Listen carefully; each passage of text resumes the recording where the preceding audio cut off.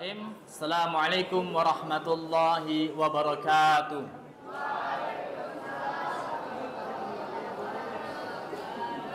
Alhamdulillah nasta'inuhu wa nastaghfiruh wa na'udzu billahi min syururi anfusina wa min sayyiati a'malina. May yahdihillahu fala mudilla lahu wa may yudlil fala hadiyalah. Asyhadu an la ilaha illallah wa asyhadu anna Muhammadan abduhu wa rasuluhu la nabiyya wa la rasula ba'da. Rabbi israh li sadri wa yassir li amri wahlul 'uqdatam min lisani yafqahu qawli thumma amma ba'du. Baik, santri-santriku, marilah kita bersyukur kepada Allah Subhanahu wa taala karena pada hari ini, pada bulan yang mulia, salah satu bulan Allah Subhanahu wa taala yang sangat mulia ini, yaitu pada 10 Muharram, kita masih diberi kehidupan yang layak. Dan juga kita patut selalu bersyukur kepada Allah Subhanahu wa taala karena Allah Subhanahu wa taala selalu melimpahkan rahmat dan rizkinya kepada kita semua. Bahkan Allah Subhanahu wa taala memastikan apabila ada seorang hamba atau seorang makhluk yang mencoba ingin menghitung nikmat Allah Subhanahu wa taala, maka Allah sudah pastikan tidak akan mungkin bisa. Allah Subhanahu wa taala berfirman, "Wa in ta'uddu ni'matallah la tuhsuha." Dan apabila kalian semua, wahai manusia, wahai makhluk-makhlukku, ingin menghitung nikmatku, maka tidak akan pernah bisa terhitung. Dan makna lain dari ayat tersebut, sesuatu yang tidak bisa terhitung sudah pasti tidak akan bisa terbalaskan. Kenapa? Karena kalau seandainya kita memiliki hutang sama seseorang, misal kita hutang 1 triliun, bisakah kita membalasnya atau membayarnya? Bisa, asalkan kita punya uang 1 triliun. Namun bagaimana nikmat Allah yang tak terhitung ini ingin kita balaskan? Tidak mungkin, berapapun jumlahnya, maka kita tidak mungkin bisa tercapai. Salawat beserta salam kita haturkan kepada junjungan Nabi besar kita Muhammad sallallahu alaihi wasallam. Ialah insan budiman, ialah suri tauladan bagi kita semua, ialah fans kita, idola kita. Yang namanya idola, maka kita sudah sepatutnya mencontoh Nabi SAW dari bangun tidur hingga ketidur lagi, dari mulai berpakaiannya, tutur katanya, dan lain-lain sebagainya. Maka kita ikuti Nabi SAW karena kita meyakini satu-satunya manusia yang dapat menghantarkan kita ke surga hanyalah Nabi Muhammad SAW. Baik, santri-santriku yang berbahagia, insya Allah pada sore hari ini kita akan membahas tentang keutamaan puasa 10 Muharram. Kita mengetahui bahwasannya 10 Muharram ini yang ada di hadapan kita, sebagian kalangan dari manusia menganggap namanya adalah bulan Suro, yang mana terkenal dengan kesyirikan-kesyirikannya, yaitu bulan yang katanya seram. Bahkan ada seseorang yang melarang untuk menikah atau hajatan di bulan tersebut. Padahal tidak demikian. Justru Allah Subhanahu wa taala menjadikan bulan ini adalah bulan yang penuh pahalanya. Khususnya ketika kita berpuasa. Salah satu puasanya apabila kita mendapatkan puasa 10 Muharram seperti pada hari ini. Dari Aisyah radhiyallahu anha, beliau berkata, "Kana yaumu Asyura tasumuhu Quraisyun fil jahiliyah, wa kana Rasulullah sallallahu alaihi wasallam yasumuhu. Falamma qadimal Madinah shamahu wa amara bisyami." Jadi dari Aisyah radhiyallahu anha pernah bercerita bahwasannya dahulu pada bulan Asyura orang-orang jahiliyah, orang-orang Quraisy pun berpuasa pada bulan Asyura. Kemudian Rasulullah SAW pun berpuasa ketika belum diutus sebagai nabi. Namun ketika Rasulullah SAW datang ke Madinah dan setelah diutus menjadi Rasul, puasa Asyura ini dianjurkan oleh Rasulullah SAW kepada umatnya, yaitu umat Islam. Kemudian qadiman Nabi SAW al-Madinah fara'al yahuda tasumu yawmu Asyura falamma qala ma qalu falamma hadha qalu hadha yawmun salih hadha yawmun najjallah bani Israel min aduwihil jahiliyah fasamahu Musa syukran qala fa ana ahaqqu bi Musa minkum nahnu nasumuhu ta'ziman lahu. Nah, ini salah satu sejarahnya, yaitu ketika Rasulullah SAW telah tiba di Madinah, kemudian beliau melihat orang-orang Yahudi berpuasa. Namun ketika itu Rasulullah SAW bertanya, faqala ma hadha, apa ini? Kemudian orang-orang Yahudi berkata, qalu hadha yaumun salih, ini adalah hari baik kami. Hadha yaumun najallah bani Israel, pada hari ini, tanggal ini dan bertepatan dengan bulan ini, sesungguhnya Allah Subhanahu wa taala menyelamatkan Bani Israel dari min aduwihim, dari musuh-musuhnya. Fasamahu Musa, kemudian Nabi Musa alaihissalam berpuasa karena Allah telah menyelamatkannya. Qala fa ana ahaqqu bi Musa minkum. Kemudian Rasulullah SAW berkata, sesungguhnya akulah yang lebih berhak daripada engkau, yaitu lebih berhak pada diri Musa alaihissalam. Kemudian Rasulullah SAW akhirnya berpuasa pula demi mengagungkan Allah Subhanahu wa taala. Dua hadis ini menunjukkan bahwa suku Quraisy berpuasa pada hari Asyura di masa jahiliyah. Dan sebelum hijrahnya Nabi SAW, ia juga telah berpuasa, telah melakukannya hingga saat ini. Kemudian sewaktu tiba di Madinah, beliau temukan orang-orang Yahudi berpuasa pada hari ini, maka Nabi pun berpuasa dan mendorong umatnya untuk berpuasa pula. Dan diriwayatkan pada hadis yang lain, wa hadza yaumus tawat fihi as-safinah 'alal judi fasama Nuh syukran lillahi ta'ala. Ia adalah hari mendaratnya kapal Nuh di atas gunung, yaitu Gunung Judi, namanya Gunung Judi, ya, bukan judi judi yang haram, ya, namun nama gunung. Lalu Nuh berpuasa pada hari itu sebagai wujud rasa syukur kepada Allah Subhanahu wa taala. Di hadis yang lain juga an Abi Musa radhiyallahu anhu qala kana yaum Asyura yauman tu'azzimuhu al-yahudu wa tattakhiduhu 'idan. Faqala Rasulullah sallallahu alaihi wasallam sumuhu antum. Dari Abu Musa radhiyallahu anhu berkata, Asyura adalah hari yang diagungkan oleh orang-orang Yahudi dan mereka menjadikan sebagai hari raya. Maka Rasulullah sallallahu alaihi wasallam bersabda, puasalah kalian pada hari itu. Akhirnya kita dianjurkan. Apa sekarang Rasulullah sallallahu alaihi wasallam sabdanya yang menganjurkan kita berpuasa? Salah satu sabdanya adalah afdhalus siyami ba'da Ramadan syahrullahil muharram wa afdhalus salati ba'dal fariḍah salatul lail. Jadi Rasulullah SAW juga pernah bersabda, puasa yang paling utama yaitu adalah puasa di bulan Ramadan.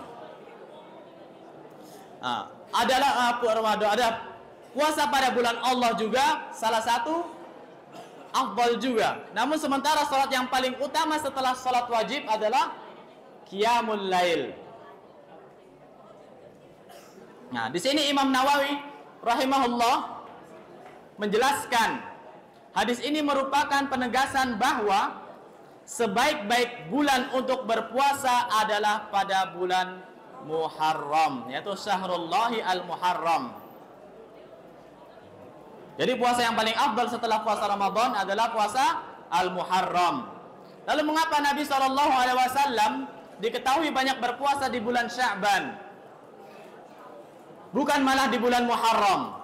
Ini adalah sebuah pertanyaan. Ada dua jawaban yang dikemukakan oleh Imam An-Nawawi rahimahullah. Yang pertama, mungkin saja Nabi SAW baru mengetahui keutamaan banyak berpuasa di bulan Muharram di akhir hayat hidup beliau. Karena Nabi SAW kita ketahui bahwasannya setiap perkataannya, setiap perbuatannya itu adalah wahyu yang diturunkan oleh Allah Subhanahu wa taala melalui malaikat terbaiknya yaitu Jibril alaihissalam. Yang kedua, boleh jadi pula beliau memiliki uzur ketika berada di bulan Muharram, seperti bersafar, sakit ataupun berjihad fisabilillah, sehingga tidak sempat menunaikan banyak puasa pada bulan Muharram. Ibnu Rajab Al-Hambali mengatakan puasa yang paling utama di antara bulan-bulan haram yaitu adalah bulan haram. Ada berapa? Ada 4. Yang pertama Zulqa'dah, Zulhijjah, Muharram dan Rajab. Nah, ini perlu kita ingat. Ini adalah salah satu bulan-bulan haram. Adalah bulan namun adalah pada puasa di bulan Muharram syahrullah. Sedangkan bulan Muharram ini adalah bulan yang disukai Allah Subhanahu wa taala. Kita mengetahui seluruh bulan Hijriah itu adalah bulannya Allah. Namun ada spesialis ya, ada spesialnya yaitu bulan Muharram Allah lebih menyukainya sama seperti kita ketika beribadah di tanah haram. Nah, kita mengetahui tanah haram itu sangatlah luas, lumayan luas ya, ada yang berada di Madinah dan juga ada yang berada di kota Mekah. Namun ada yang lebih afdal lagi di tempat tersebut yaitu di Masjid Nabawi. Apabila kita berada dan beribadah di Masjid Nabawi maka lebih afdal lagi. Nah, setelah di Masjid Nabawi ada lagi tempat yang lebih afdal lagi yaitu di mana? Di Raudhah ya, di Raudhah. Sama seperti juga di Mekah. Kita ketika beribadah di tanah haram yang berada di Mekah ini lebih afdal daripada di tanah lainnya. Namun di tanah haram tersebut ada yang lebih afdal lagi yaitu ketika kita beribadah di Masjidil Haram. Nah, di Masjidil Haram ada lagi tempat yang lebih afdal yaitu di dalam Hijr Ismail. Di dalam Hijr Ismail kemudian ada lagi yang lebih afdal yaitu di Multazam. Seperti inilah ya, sama seperti halnya bulan.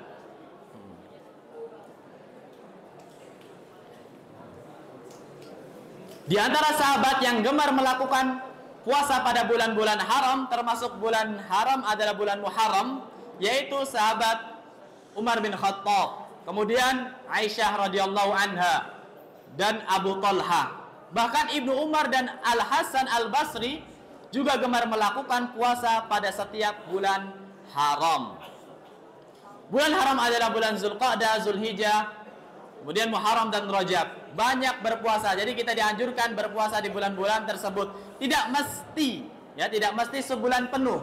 Tidak mesti sebulan penuh. Penjelasannya di atas menunjukkan bahwa kaum muslimin dianjurkan memperbanyak puasa pada bulan Muharram. Jika tidak mampu berpuasalah sesuai kemampuannya. Fattaqullaha mastata'tum. Bertakwalah kepada Allah Subhanahu wa taala sesuai kekuatan yang kita miliki. Namun yang lebih tepat adalah tidak berpuasa Muharram sebulan penuh ya. Jadi di sini kita dianjurkan untuk berpuasa, untuk memperbanyak puasa di bulan Muharram, namun tidak dianjurkan untuk berpuasa penuh. Jadi mungkin antum di bulan-bulan Muharram ini kita bisa menggunakannya dengan berpuasa salah satunya Senin dan Kamis, ini lebih mudah ya. Atau puasa setiap bulannya yaitu bulan Hijriah yaitu selama 3 hari ya, 3 hari. Tanggalnya berapa? Tanggalnya bebas karena Rasulullah SAW tidak pernah menentukan tanggal. Yang penting kita bisa berpuasa sunnah selama 3 hari di setiap bulan Hijriah. Aisyah radhiyallahu anha juga pernah berkata, "Wa ma ra'aitu Rasulullah sallallahu alaihi wasallam istakmala siyama syahri qattu illa Ramadan, wa ma ra'aituhu fi syahrin aktsara minhu siyaman fi Sya'ban." Nah, aku tidak pernah melihat Rasulullah sallallahu alaihi wasallam berpuasa sebulan penuh selain di bulan Ramadan. Aku tidak pernah melihat beliau banyak puasa dalam sebulan selain pada bulan Sya'ban. Hadis riwayat Muslim. Yang lebih afdal yaitu adalah puasa Asyura. Dari demikian, dari sekian hari di bulan Muharram, yang lebih afdal adalah puasa di hari Asyura, yaitu pada 10 Muharram. Dari Abu Qatadah Al-Ansari, ia pernah berkata, Su'ila an sawmi yaumi Arafah faqala yukaffiru sana al-madiyah wal baqiyah. Wa qala su'ila an sawmi yaumi Asyura faqala yukaffiru sana al-madiyah.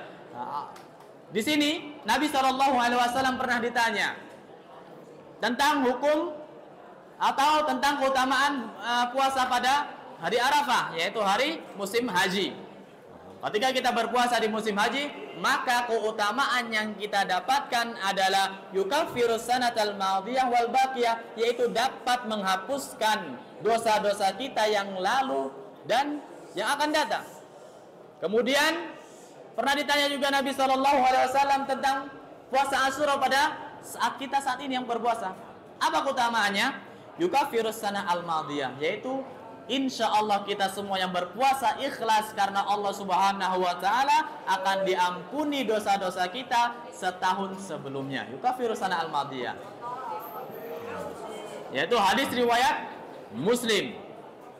Selisih Yahudi dengan menambah puasa Tasyrik. Nah, di sini juga kita dianjurkan untuk menyelisihi orang-orang Yahudi. Karena apa? Karena orang-orang Yahudi yang tadi sudah ana jelaskan, dari zaman jahiliyah, orang-orang Yahudi pun berpuasa pada 10 Muharram.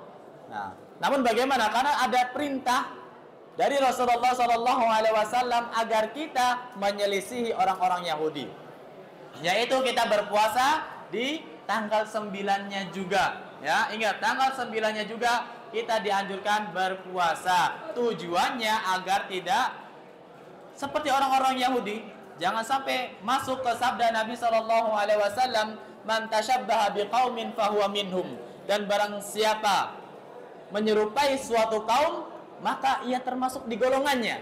Nah, jangan sampai kita menjadi orang-orang Yahudi atau termasuk golongan mereka.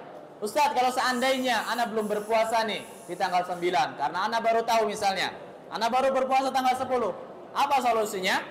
Yaitu kita bisa menambahnya dengan tanggal 11 ya. Jadi yang belum berpuasa pada tanggal 9, maka disunahkan atau dianjurkannya, sangat dianjurkan untuk puasa di tanggal 11-nya. Tujuannya apa? Agar antum mendapatkan puasa sunnah Asyura dan juga antum dapat pahala menyelisihi orang-orang Yahudi. Nah, kenapa? Karena udah jelas tadi ya. Ya Rasulullah, innahu yaumun tu'addimuhu al-yahud wan nasara. Karena jalinnya sudah jelas. Wahai Rasulullah, hari ini adalah hari yang diagungkan oleh orang Yahudi dan Nasrani. Kemudian lantas Rasulullah SAW bersabda, "Fa idza kana al-'amul muqbil insyaallah sumna al-yaumat tasi'." Nah, ini kata Rasulullah, apabila tiba tahun depan, insyaallah jika Allah menghendakinya, kita akan berpuasa pada hari ke-9. Jadi tetap ya, Syekh bin Baz pernah berkata afdalnya berpuasa itu tanggal 9 dan tanggal 10. Namun kita dibolehkan untuk berpuasa tanggal 10 dan tanggal 11. Tujuannya tadi untuk menyelisih orang-orang Yahudi. Imam Asy-Syafi'i dan ulama Asy-Syafi'iyah, Imam Ahmad, Ishaq dan selainnya mengatakan bahwa dianjurkan disunahnya berpuasa pada hari ke-9 dan ke-10 sekaligus. Karena Nabi SAW berpuasa pada hari ke-10 dan berkeinginan berpuasa juga pada hari ke-9. Namun qadarullah wa masyafa'al, sebelum datangnya tahun depan, Allah mengambil roh Nabi SAW dan diwafatkan. Namun walaupun Nabi SAW belum sempat melakukannya, namun ikrarnya atau lisannya atau perintahnya sudah sampai kepada kita semua. Ya, jadi termasuk bagian dari sunnah. Kemudian apa hikmahnya menambah puasa? Udah jelas tadi. Salah satu hikmahnya menambah puasa, kenapa sampai kita melarang meniru orang kafir? Nah, di sini Ibnu Taimiyah juga pernah berkata, "Annal musyabaha fil umuri adh-dhahirah turithu tanasuban wa tasyabuhan fil akhlaqi wal a'mali walihada nuhina an musyabahatil kuffar. Nah, di sini Ibnu Taimiyah rahimahullah juga berkata, keserupaan dalam perkara lahiriah bisa berpengaruh pada keserupaan dalam akhlak dan amalan. Oleh karena itu, kita dilarang bertasyabuh dengan orang-orang kafir. Sebagaimana penjelasan dari Syekh Ibrahim Ar-Ruhaili rahimahullah, kita lebih baik berpuasa 2 hari sekaligus pada tanggal 9 dan 10 Muharram. Karena dalam melakukan puasa Asyura ada 2 tingkatan. Yang pertama, tingkatan yang lebih sempurna adalah berpuasa pada tanggal 9 dan tanggal 10 Muharram. Jadi yang sudah berpuasa pada tanggal 9 dan 10, maka alhamdulillah kita mendapatkan keutamaan. Tingkatan di bawahnya adalah keutamaan pada tanggal 10 Muharram saja. Kemudian dari Abu Hurairah radhiyallahu anhu juga pernah berkata, "Ausani khalili, sesungguhnya aku telah diwasiatkan oleh kekasihku." Siapa kekasihnya Abu Hurairah di sini? Hah? Rasulullah sallallahu alaihi wasallam. "Alla ada'hunna," agar aku jangan sampai meninggalkan perkara-perkara tersebut hatta amut. Kata kemudian hingga aku meninggal. Jadi Rasulullah SAW pernah mewasiatkan kepada Abu Hurairah tentang 3 perkara yang mana agar jangan sampai ditinggalkan. Dan perlu kita ketahui, wasiat yang diberikan Rasulullah kepada Abu Hurairah ini pula berlaku untuk umat muslim, yaitu kita semua. Yang pertama, ayasuma salasata ayyam min kulli syahr, yaitu dianjurkan dan diwasiatkan oleh Rasulullah SAW agar kita semua berpuasa 3 hari dalam sebulan. Ya, berpuasa dalam sebulan 3 hari, yaitu jelas ya, bulan Muharram. Ingat patokannya bulan Muharram, bukan bulan Masehi. Jadi setiap bulan Muharram berpuasa 3 hari berturut-turut. Nah, kalau seandainya antum nanti belum berpuasa tanggal 9-nya, maka antum bisa berpuasa 3 hari, yaitu pada tanggal 10, 11, dan 12. Kemudian wasiat yang kedua yang diberikan Rasulullah SAW kepada Abu Hurairah, yaitu salat duha, yaitu agar selalu menjaga salat duhanya. Ya, jadi kita semua mulai dari sekarang, marilah kita menjalani wasiat Rasulullah SAW dengan menjalani salat duha secara rutin sampai kita berhenti bernafas.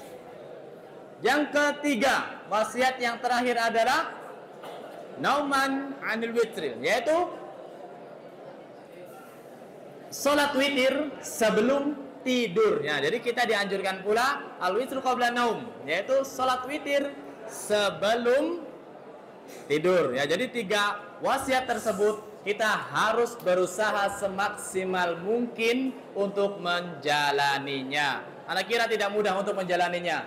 Ya, yang pertama tadi apa? Wasiatnya? Nah, 3 hari setiap bulan. Nah, kalau untuk nasihat anak atau anjuran atau sebagai saran, antum berpuasa 3 hari ini, cari yang ada puasa Senin dan Kamisnya, misalnya Senin, Selasa, Rabu, atau Minggu, Senin, Selasa, agar kita mendapatkan beberapa keutamaan, yaitu kita mendapatkan puasa anjuran 3 hari setiap bulannya, dan juga mendapatkan keutamaan puasa Senin dan Kamis. Ya. Adapun sholat duha, nah mungkin bagi antum semua yang santri, mungkin antum bisa mengambilnya ketika istirahat, ya. Ketika istirahat sempatkan dan luangkan waktu antum. Ya, ingat, luangkan waktu antum berusaha dan biasakan. Insya Allah kalau antum terbiasa sholat duha, ketika antum meninggalkan sholat duha dalam sehari saja bolong, maka ada perasaan tidak enak. Kenapa? Karena kebiasaan tersebut udah mendarah daging. Begitu juga biasakan sebelum tidur sholatlah sholat witir. Ya, sholat witir. Sholat witir itu apa? Berapa rakaat? Sholat yang hitungannya apa? Ganjil. Ya, kalau seandainya antum tidak mampu, bisa sholat dengan 1 rakaat. Kalau bisa 3 rakaat dan seterusnya. Nah, setelah sholat witir, antum sudah punya wudunya, tinggal baca surat-surat lainnya, insya Allah tidur antum akan terjaga hingga sholat subuh terbangunkan. Mungkin hanya ini yang bisa Anda sampaikan. Kita tutup liqa kita pada sore hari ini dengan doa kafaratul majlis. Subhanallahumma wa bihamdika asyhadu an la ilaha illa anta astaghfiruka wa atubu ilaik. Wassalamualaikum warahmatullahi wabarakatuh.